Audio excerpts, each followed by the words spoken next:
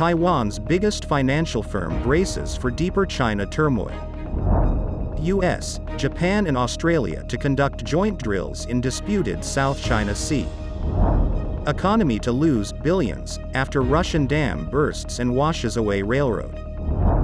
Hundreds of ships are stuck as Panama Canal dries up. Anti-graft Crusader wins Guatemala presidency by landslide. U.S. soccer game with Messi ticket prices surge more than 1,700%. Ethiopian Airlines to manufacture parts in venture with Boeing. 11 nations of West Africa commit to restore the ousted president of Niger.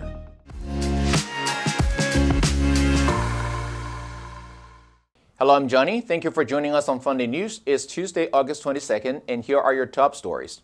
Taiwan's biggest financial conglomerate has cut back on the exposure to China as it braces for any deeper fallout from the property crisis in the world's second-largest economy.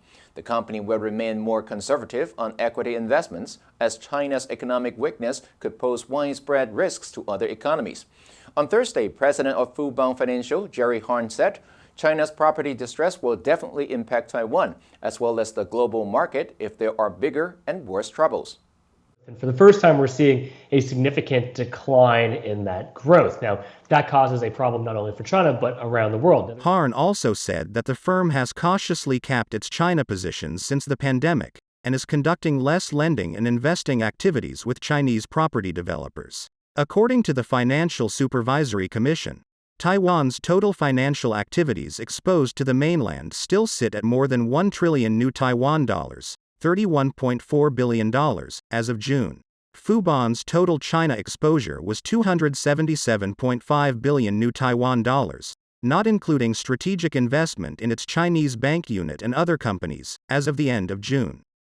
Philippines officials reportedly revealed on Sunday that the United States, Japan, and Australia are gearing up to conduct joint military drills in the disputed South China Sea this week. Two Filipino security officials told the Associated Press that the joint military drill will include 3 aircraft and helicopter carriers sailing together in a show of force and undertaking coordination exercises. Their commanders are set to meet with Filipino counterparts in Manila after the offshore drills. One of the two officials told the AP that the U.S. plans to deploy an aircraft carrier, the USS America, while Japan would send one of its biggest warships, the helicopter carrier JS Izumo.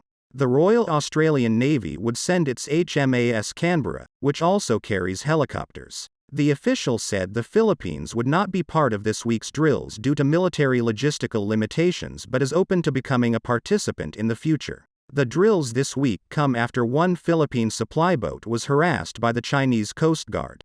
The Russian economy could lose billions of rubles after a destroyed dam in the Siberian region of Boyataya caused the river to burst its banks and damage a key transit railway.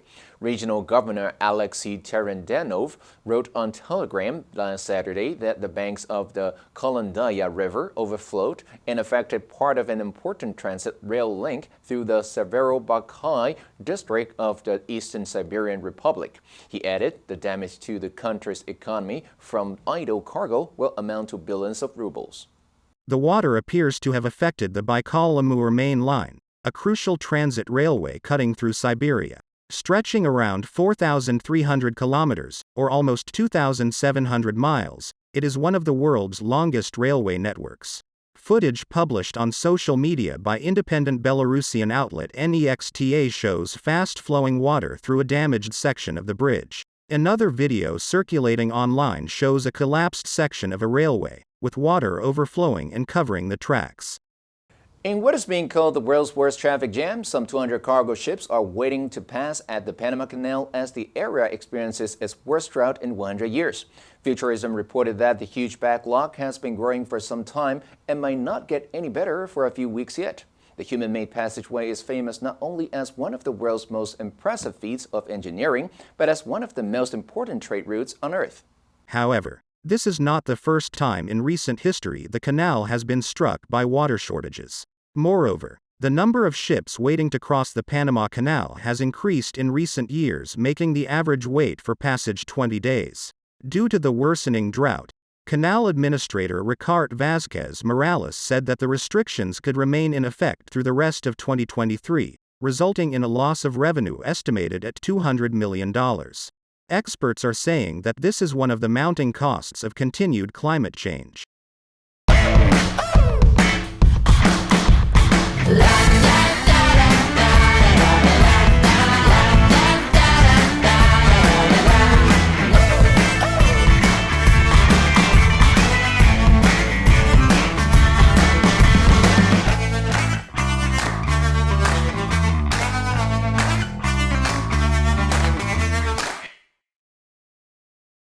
Guatemalan progressive presidential candidate Bernardo Arévalo took a decisive lead in the country's presidential election on Sunday. According to the Supreme Electoral Tribunal, with about 99% of ballots counted, Arévalo garnered 58% of the vote. The son of former President Juan José Arévalo, he ran on an anti-corruption platform and won a victory that until recently seemed impossible, and which many voters hope will end years of rule dogged by allegations of graft and authoritarianism. President Alejandro Giammattei congratulated Arévalo on X and invited him to start an ordered transition once results were formalized.